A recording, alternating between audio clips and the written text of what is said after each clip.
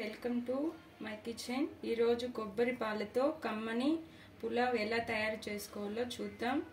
చాలా అంటే చాలా టేస్టీగా ఉంటుందండి. దీనికోసం ముందుగా బియ్యాన్ని నానబెట్టుకోవాలి. నేను ఈరోజు బియ్యంతో కాకుండా మిల్లెట్తో కొబ్బరి పులావ్ చేస్తున్నా. దీనికోసం నేను కోడో మిల్లెట్ అంటే అరకిలు తీసుకున్నా. దీన్ని మనం 6 నుండి 8 గంటలు ఖచ్చితంగా నానబెట్టుకోవాలి.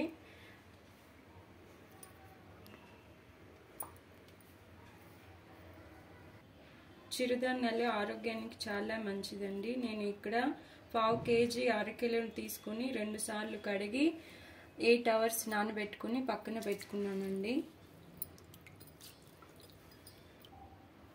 ఈ కొబ్బరి పులావ్ చేసుకోవడానికి కావాల్సిన పదార్థాలు: అల్లము, తెల్లగడ్డలు, కొబ్బరి, టమోటాలు, పచ్చిమిర్చి, కరివేపాకు, ఆనియన్స్. కొబ్బరి ముక్కల్ని సన్నగా కోసి మిక్సీలో వేసి మిక్సీ పట్టుకోవాలి మెత్తగా.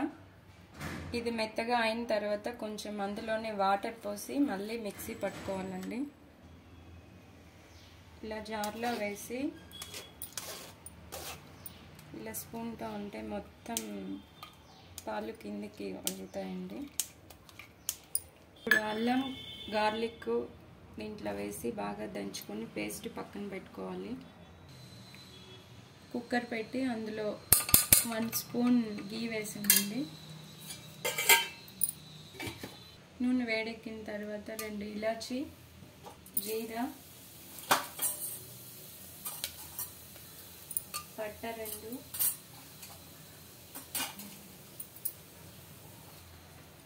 బిర్యానీ ఆకులు, లవంగాలు 2 వేసుకోవాలి. తర్వాత 1 కప్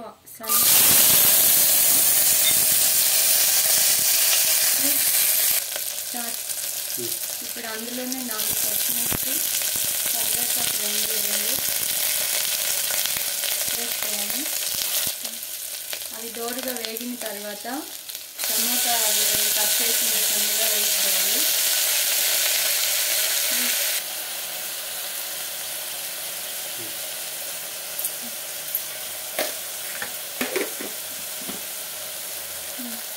ఇప్పుడు అందులోనే అల్లం, గార్లిక్ పేస్ట్ వేసుకోవాలి.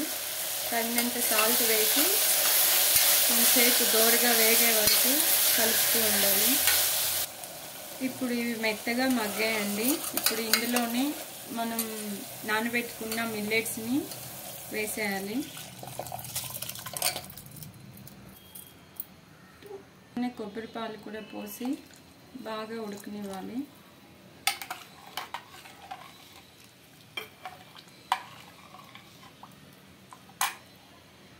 టేస్ట్ చూసి చాలకపోతే తగినంత ఉప్పు మీ టేస్ట్కి సరిపడా వేసుకోండి.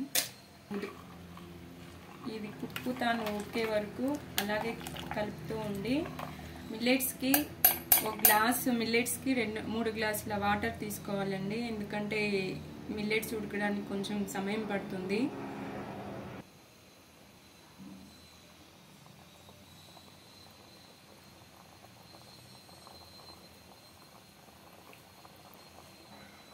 ఉడుకుతున్నప్పుడు అలా కుతుకుతాను ఉడుకుతున్నప్పుడు మూత పెట్టుకోవాలండి. ఇది ఉడకడానికి చాలా సమయం పడుతుంది. 5 విజిల్స్ వచ్చే వరకు పెట్టుకోవాలి. ఇప్పుడు కుక్కర్లో ప్రెషర్ అంతా పోయిన తర్వాత మూతని ఓపెన్ చేసుకోండి. అంతే, కమ్మని కొబ్బరి పాల మిల్లెట్ రెడీ అయిపోయింది. మిల్లెట్ పులావ్ రెడీ అయిపోయింది. ఒకసారి ఇది అంతా బాగా కలుపుకోవాలి.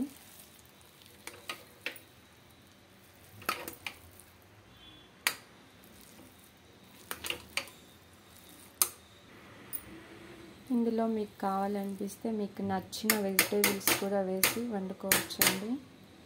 ఇది అలాగైనా తినవచ్చు, లేక ఏదైనా రైతా చేసుకుని తినవచ్చు, లేకపోతే మసాలా కర్రీతో కూడా తినవచ్చును. మరి మీరు కూడా ఈ రెసిపీని తప్పకుండా ట్రై చేయండి. మీకు టేస్ట్ ఎలా అనిపించిందో మాకు కమెంట్ రూపంలో తెలియజేయండి. ఈ వీడియో మీకు నచ్చినట్లయితే మీ ఫ్రెండ్స్కి, మీ ఫ్యామిలీ మెంబర్స్కి షేర్ చేయండి. ఇలాంటి మరిన్ని వీడియోల కోసం మా ఛానల్ని సబ్స్క్రైబ్ చేసుకోండి. Thank you.